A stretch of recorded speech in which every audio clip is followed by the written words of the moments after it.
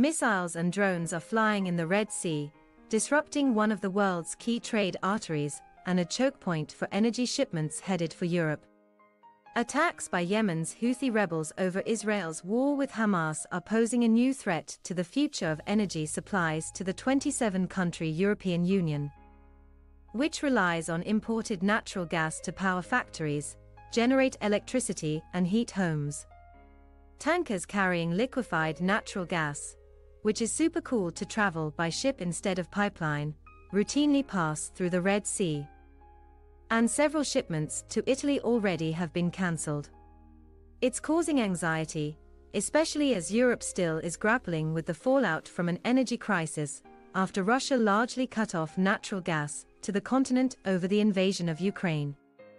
Here are key things to know about the threat to Europe's energy supplies from conflict in the Middle East. 1. What is going on with Red Sea shipping? The Iranian-backed Houthis have been firing drones and missiles at ships that pass by territory they control near the narrow Bab al-Mandab Strait, at the southern end of the Red Sea. Security concerns have led shipping and some energy companies to reroute vessels around the southern tip of Africa, instead of through the Suez Canal, at the northern end of the Red Sea. That is lengthening the journey to Europe from suppliers in the Middle East, like Qatar, by a week or more and raising costs.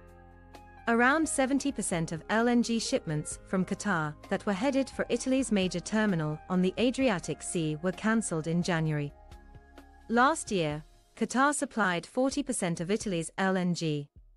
The Houthis say they are striking Israel-bound ships to support the Hamas militant group in its war with Israel, although other ships have been targeted as well. In response, the US and the UK have been attacking Houthi launch sites in Yemen since mid-January. 2. What is LNG and why is it important? Cooling natural gas to -162 degrees Celsius, -260 degrees Fahrenheit, changes it into a liquid and reduces its volume by 600 times, so it can be stored and shipped aboard specially designed vessels.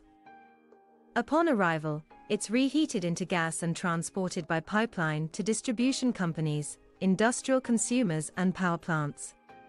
Europe relied for decades on gas transported through pipelines from Russia. That came to an abrupt end after Russia invaded Ukraine and cut off most of its supply. LNG became a lifeline, with the German government, for example, hastily lining up floating import terminals on its northern coast. Last year, 12.9% of Europe's LNG went through the Red Sea from suppliers in the Middle East, mainly Qatar. That means an extended shut-in of the Red Sea route from the Middle East poses a supply risk to Europe, said 𝐋𝐈𝐊𝐄, Vice President at Rystad Energy. 3. What's the impact on supplies and prices? So far, there's been little to no impact on natural gas prices. In fact, spot prices for natural gas have fallen since the Houthi attacks began. From around €45 $48.38 per megawatt-hour before the start of the Israel-Hamas war to €28.37 Tuesday. Europe is getting a break, because demand for natural gas is weak amid a sluggish economy. Slow growth in China also has reduced competition. And LNG shipments from the US don't have to go through the Red Sea. Meanwhile, pipeline gas is still flowing from Norway and Azerbaijan. And Europe is buying some LNG from Russia despite sanctions. A key factor has been Europe's efforts to fill underground storage with gas ahead of winter.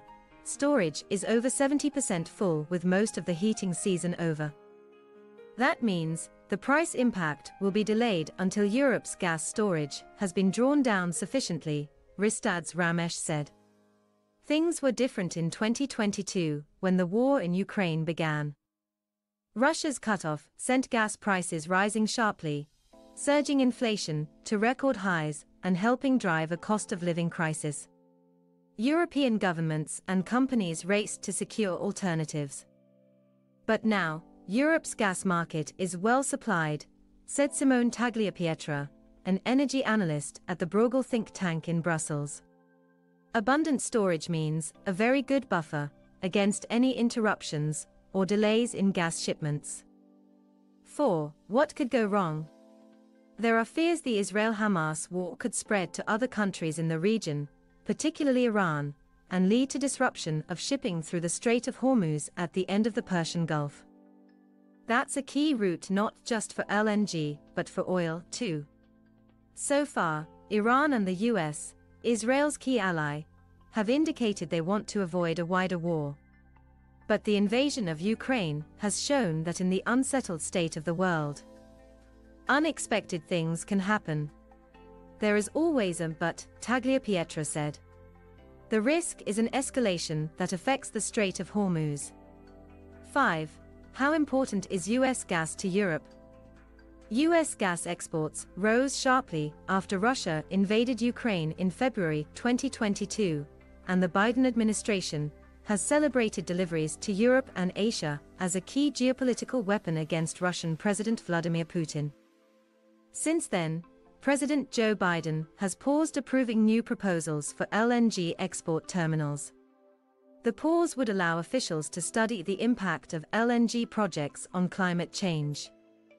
The U.S. Economy and National Security, Energy Secretary Jennifer Granholm said. The action would not affect 5 terminals that are already approved and under construction, she said.